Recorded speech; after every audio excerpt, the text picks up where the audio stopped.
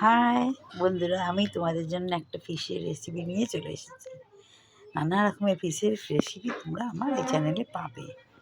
এটা হচ্ছে রেসিপিটার নাম হচ্ছে সিসেম কলি বাটা। দেখো কী লাগছে, বাটা মাছ লাগছে। বাটা মাছ ভালো করে ধুয়ে নিয়ে নুন হলুদ মাখিয়ে একটু ভেজে নিচ্ছি। আর এছাড়া পেঁয়াজ কলি লাগছে, সিসেম মানে সাদা তিল, আর পোস্ত বাটা এটা লাগছে, আর কাঁচা লঙ্কা। আমি কাঁচা লঙ্কা রান্না করি। এরকম মাছগুলোকে ভেজে রেখেছি, মাছগুলো ভেজে আলাদা করে রেখেছি। এইবার ওই সর্ষের তেল, এটা সর্ষের তেল হবে রান্না। কালো জিরে ফোড়ন দিয়ে তিল আর পোস্ত একদম ইকুয়াল কোয়ান্টিটি নিতে হবে। আর 4টে কাঁচা লঙ্কা ভালো করে নিয়ে পেস্ট করে নিয়েছি, নিয়ে ওই প্যানে দিয়ে দিলাম।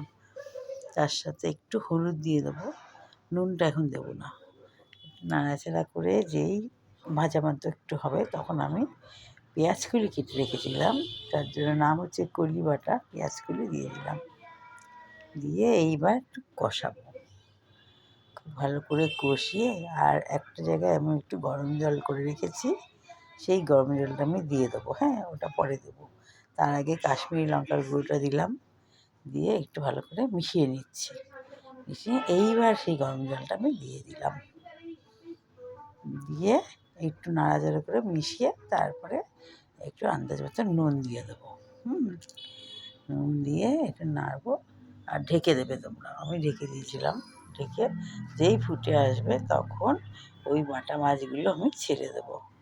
এইটা বেশি ঝোল ঝোল হবে না, একটু ঘন হবে। বাটা মাছগুলো এক একে দিয়ে ঢেকে দেবো। ঢেকে দিয়ে দেখবে একটু তেল তেল ছেড়ে আসছে, তখন আমি লাস্টে একটু ধনেপাতা ছড়িয়ে নামাবো। খুব সাবধানে উল্টাবে, বাটা মাছ তো নরম মাছ। ধনেপাতা ছড়িয়ে নামাবে। এটা সাদা ভাতের সঙ্গে খুব ভালো যাবে।